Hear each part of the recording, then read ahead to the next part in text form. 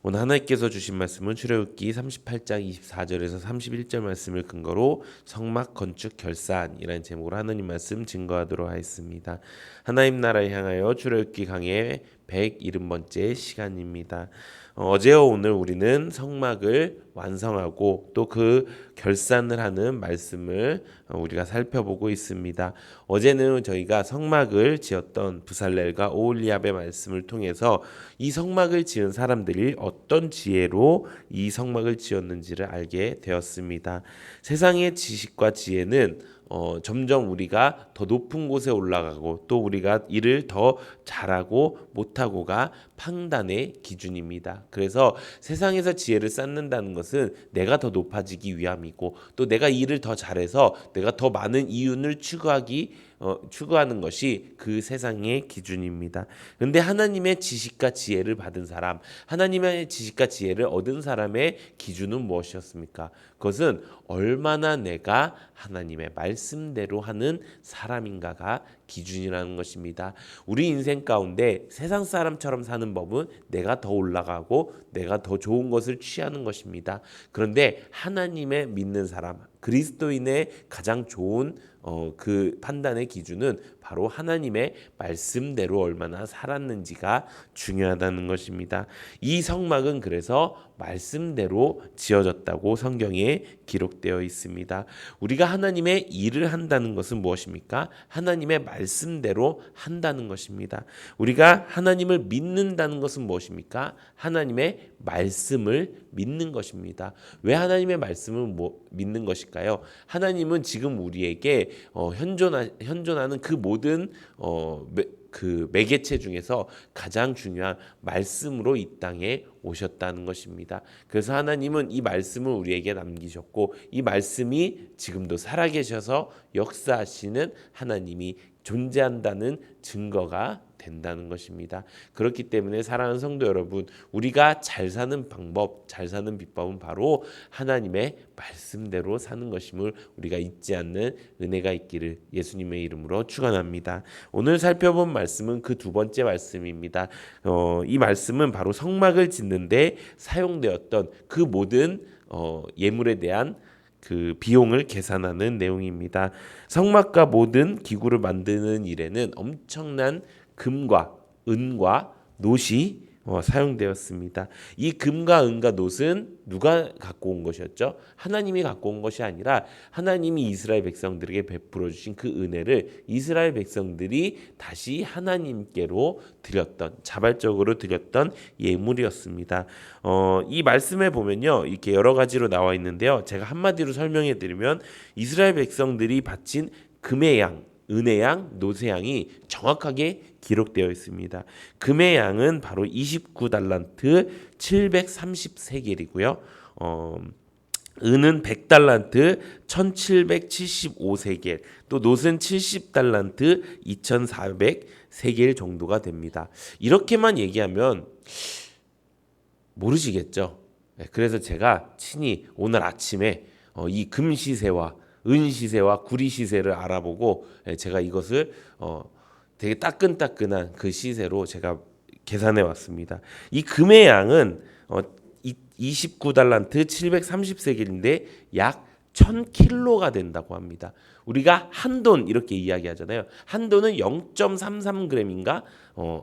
그냥 33g인가요? 33g 정도가 됩니다. 근데 그게 1000킬로가 있대요. 1톤이에요. 1톤이 있는데 지금 현재 1kg가 금 1kg가 8,122만 원 정도 한다고 합니다.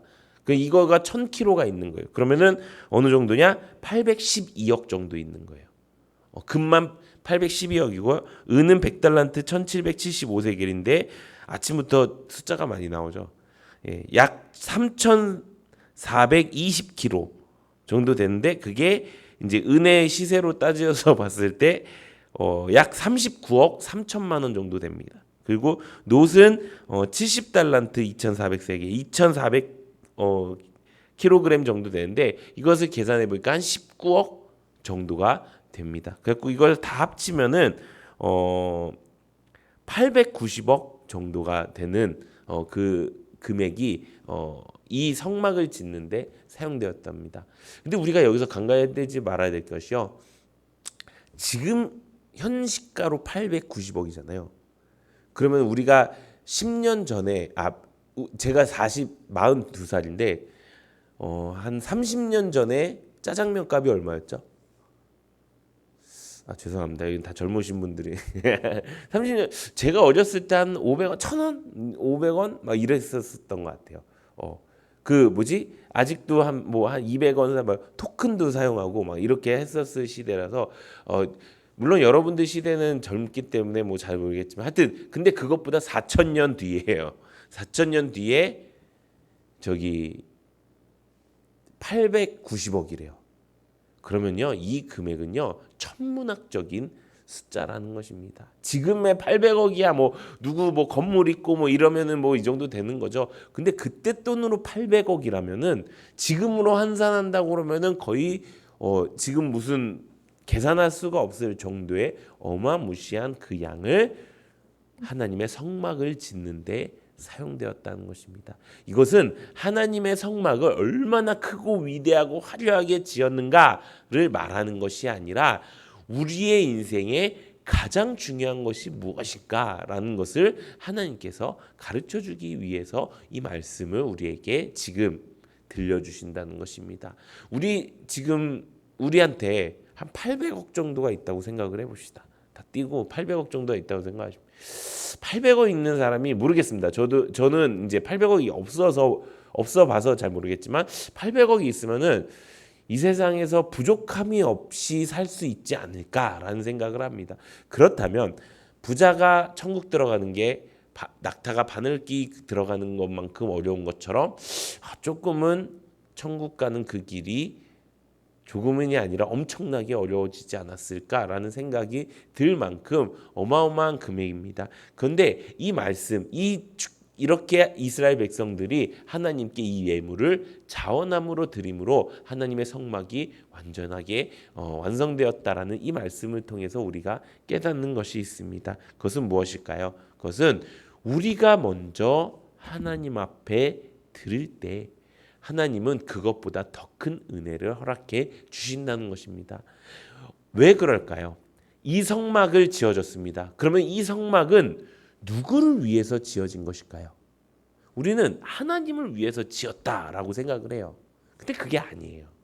이 성막이 지어진 이유가 뭐예요? 이 이스라엘 백성들 가운데 하나님이 직접 이들을 만나러 오시겠다라고 하는 하나님의 언약의 증거인 거예요. 이 성막은요, 이스라엘 백성들한테는요, 로또를 맞은 것과 마찬가지인 거예요.